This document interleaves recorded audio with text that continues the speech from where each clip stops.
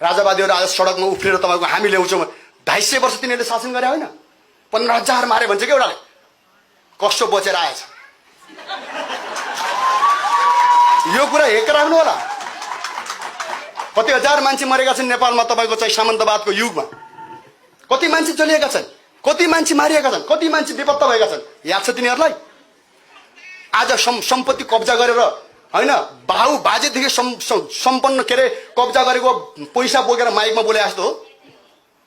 सारा राज्यको धुगुडी कब्जा गरेर तपाईँको चाहिँ काठमाडौँमा 2-4 जना लाउकेहरूलाई खडा गरेर चाहिँ कराएको जस्तो कुरा हो। रेभोल्युसन छुट्टी कुरा हो। रेभोल्युसन जब मान्छेको मुटुबाट निस्किन्छ नि कसैले छेक्न सक्दैन त्यो कुरा। त्यसैले कुरा के छ भन्दाखेरि सम्भव छैन त्यो कुरा। नेपालमा आज सङ्कट छ। यो सङ्कट दलाल पुँजीवादको सङ्कट हो, सामन्तवाद भन्दा यही व्यवस्था प्रगतिशील हो। तर यो व्यवस्थाले पनि जनताको चाहनालाई थ्याक्न सकेन। यसको समाधान वैज्ञानिक समाजवाद हो।